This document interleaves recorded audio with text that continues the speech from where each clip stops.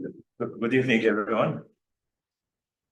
I'm talking today about a new technique which doesn't exist in orthopedics that we developed, and we found some difficulty for people to understand it, is to stabilize a comminuted fracture of the distal humerus with a single rationale. We know that the conservative treatment of fractures of the humerus usually end up with internal fixation because of the difficulties with the conservative treatment. Sometimes I imagine that the patient put his arm in a solid wall just to stabilize this fracture. So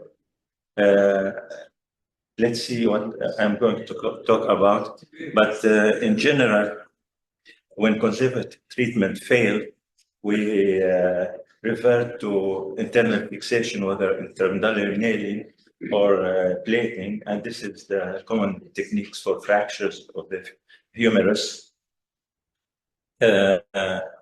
However, intermedullary nailing for distal humeral fractures cannot work. So we do plating.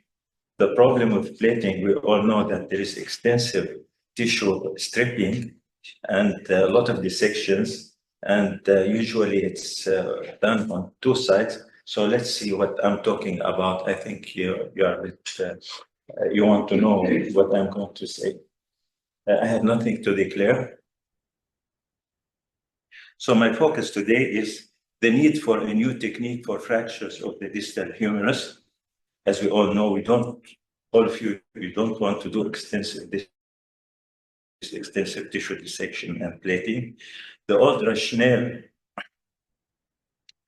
usually we used to treat fractures of the distal humerus, treat metastasis of the humerus or whatever. We used to just put a nail as a palliative treatment, but nothing in the literature to talk about definite fixation of fractures of the distal humerus. We all know it's a problem of stability, and now we'll see what we did to overcome this stability problem. It's a new technical point, and it gives a stable fixation. Like if someone will tell me about what I'm going to say now, I will doubt what he's saying according to my practice and my experience. But we'll see what happened and what we did to make it. These are the fractures we are talking about. I don't know if there's a pointer here. I'll try to find. So this fracture is reaching the olecranon fossa and even reaching the medial epicondyle. This is another very distal fracture of the humerus. And this fracture, again, reaching the olecranon fossa.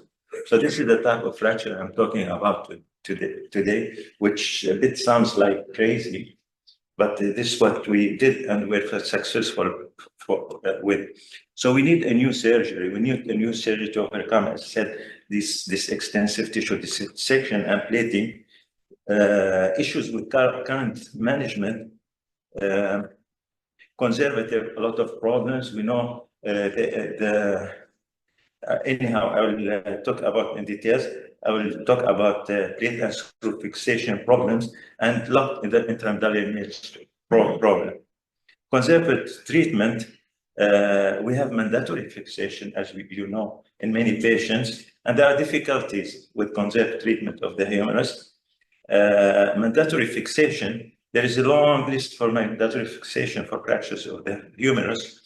It's bilateral fractures, floating elbow and shoulder, segmental fractures, polytrauma, non-union. You can name it. You can add to this list open fracture, non-compliant patients, patient's preference, neurological and vascular injuries, obesity, unacceptable close reduction. You can add to the list. Everyone, I'm sure someone has something which I did not mention. So what is the problem with conservative treatments? What are the difficulties? repeated monitoring. One patient come every week to be sure that fracture has not moved. But for fractures of the distal humerus with these forces that are attached to the epicondyles, usually conservative treatment doesn't work. Alignment is very, very difficult, especially if these fractures are comminuted. So we end up usually with fixed severe varus deformity if we don't do something to them. That's why we refer to surgery. So we have problems with fitness, of course, problem with union because there is no stable fixation. Deformity is very common, and prolonged immobilization, which causes stiffness. Plate and screw fixation, as I said, extensive tissue stripping. We multiply by 2, it's usually 2 wounds.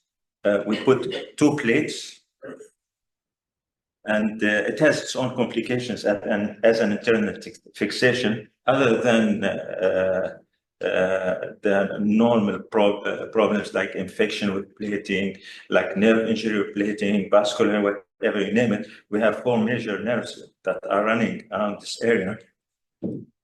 Elbow pain and reduced range, because we reach to the elbow, and as you know, the elbow doesn't like to be exposed, because it likes to run into stiffness. Of course, increased operative time. We need 2 or a couple of 3 hours for these surgeries. Rehabilitation delay, of course, which is a long rehabilitation. Of course, the cost, especially if we are talking about developing countries, the cost is a lot for these people.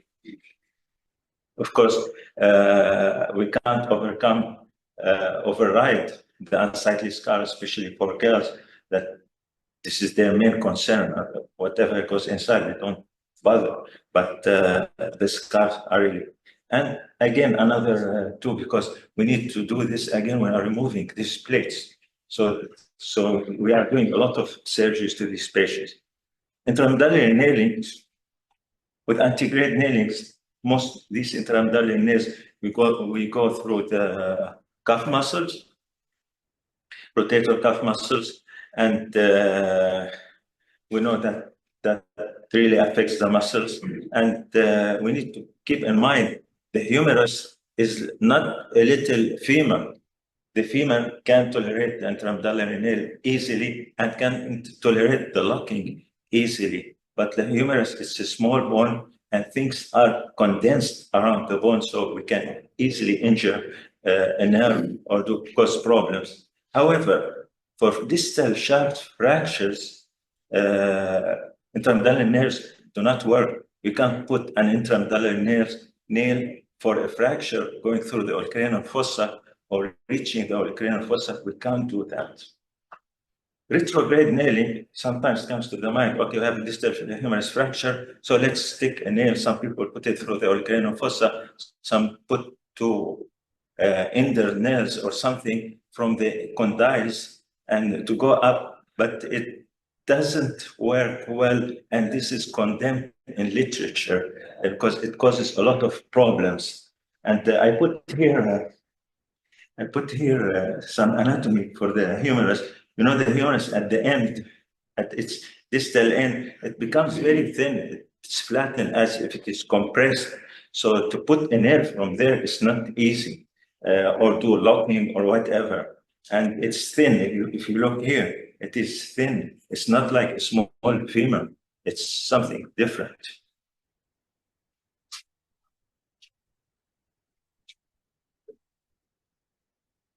So distal shaft fractures, it's a fairy tale to have an intramedullary nail for a distal shaft fracture, distal humerus shaft fractures. And so what we did, I think everyone wants to know what we did now. By now, I'm a good am I a good storyteller? I practiced a lot on my children. It's a lucky anatomy. Have you heard any lucky anatomy in the body, in the skeleton? Did anybody hear about a lucky anatomy? So this is a lucky anatomy. This is what's called by Mr. David Jones. If anyone knows David Jones, he was the chairman of Orthopedic Association. He worked for Great Ormond Street Hospital for sick children. He told me this is the lucky anatomy, Mohammed, that time. So the lucky anatomy, this is the humerus, and this is the lucky anatomy, where the arrows point. If we get a rationale and bend it like 15 degrees at the tip and let it go through the distal fragment, provided that the lateral pillar is intact. And we use a rationale which is 4.8 millimeters, like about half a centimeter. And this canal, I measured it with this. This is my own section. And this is about 6 millimeters. So if we let this nail engage in this canal, it will break this trabeculae here, and this will compensate for the last 1 millimeter, and the nail jams, and it really jams. Once the reduction is done, it's difficult to get the nail out because it goes with hammering, it jams in the canal, and we get immediate stable rotation and immediate stability of the fracture. Of course, it's the nail. I'll show you how that this is the main reason for the stability, but now you'll see why we get this stability. It's a superior technical point. This is an example of my patients. The nail tip is jammed lateral to the oblique plane of fossa. The nail is locked. Remarkable stability. In rotation-wise, which is doomed for rush nails in the literature because of the rotation, because it's not stable distal. Again, if someone will come and tell me, hey, I have this technique and I put the rush nail because of the lateral pillar, I will look at him and yeah. But I'll not believe that. I believe it because I tried it. So this is the lateral anatomy, and this is the nail. This is a fracture through the olecranon fossa. Someone will tell me, no, hey, it is in the distal humerus. No, this is a segmental fracture.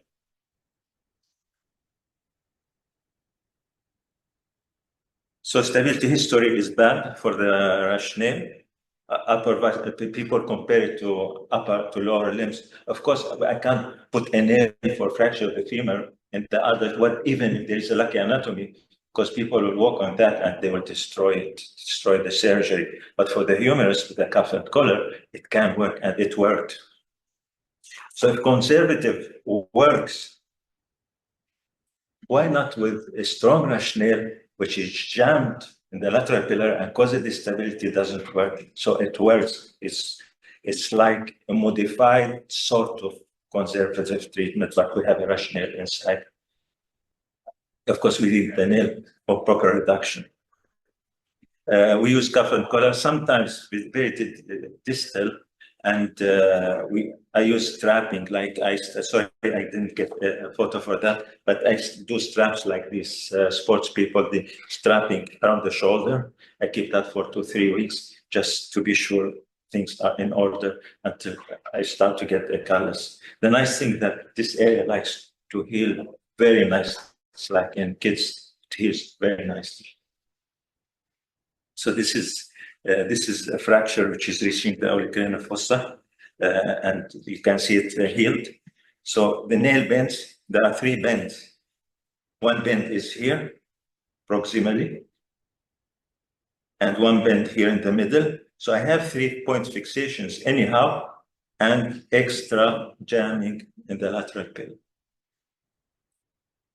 Length, the nail is measured from entry point to like 1 centimeter above the lateral epicondyle. So I can get this measure. Anyhow, if sometimes it becomes a bit short or a bit long, doesn't matter. You can remove the nail and put another nail.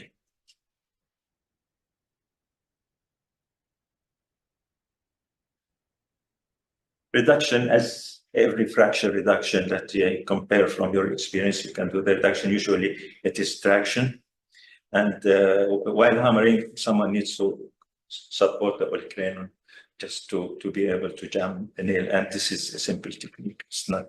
It doesn't need expertise, and very simple equipment that everyone has in his theater.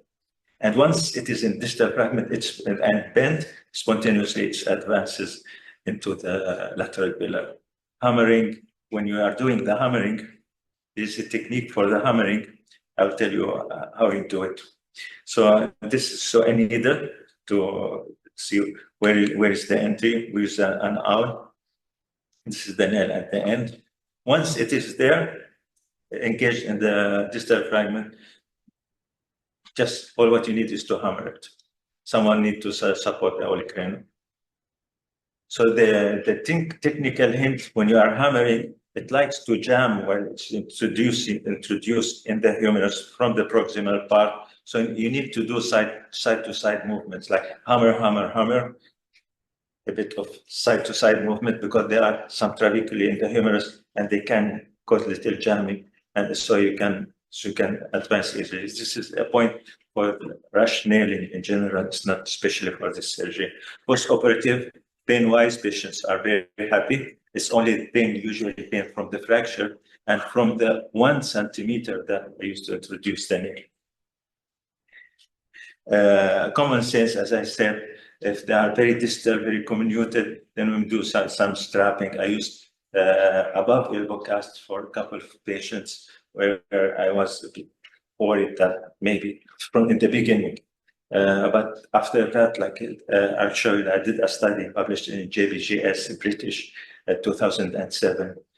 After that, we did hundreds of these, and we really don't need even plaster of Paris.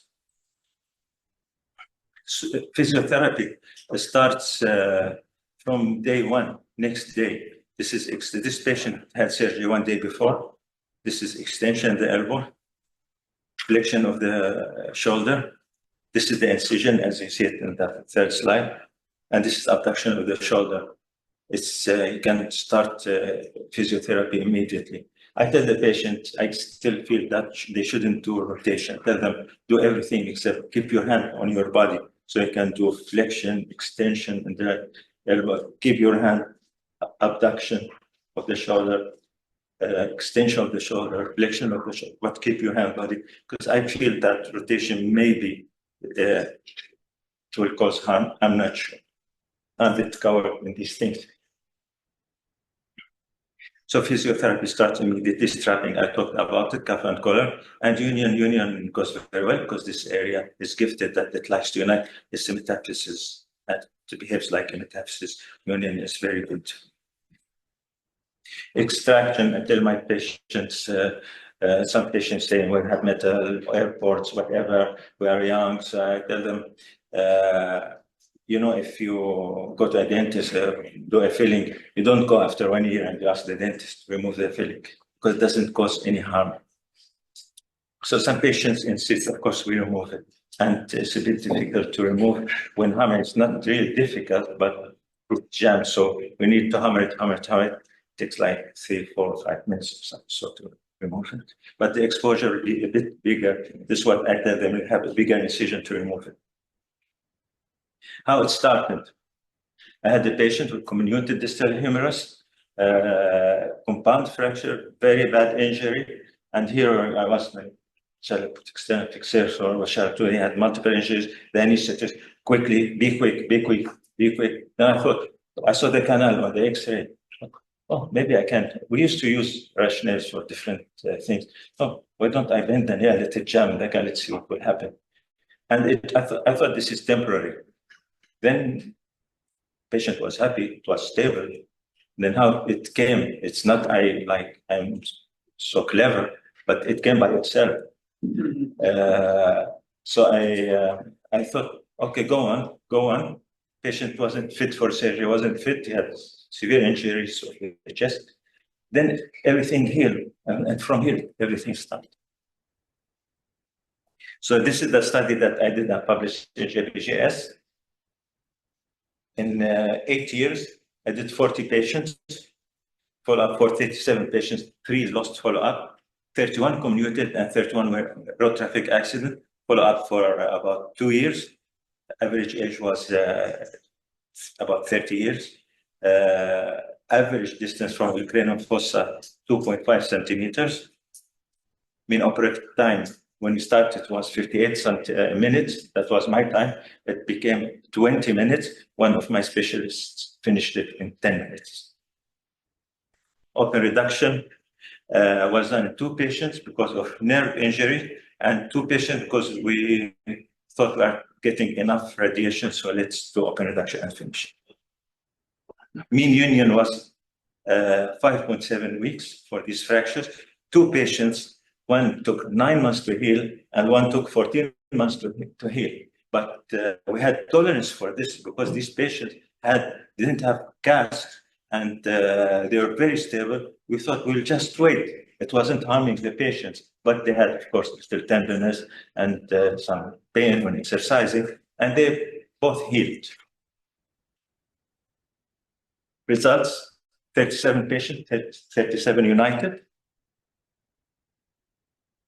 We had 2 transit nerve pulses. One patient, when I came, I saw my registrar. He was holding the hand, and someone was grabbing, and there was a vent at the fracture, like 90 degrees from the fracture. They didn't be careful, like not supposed. So that was one reason.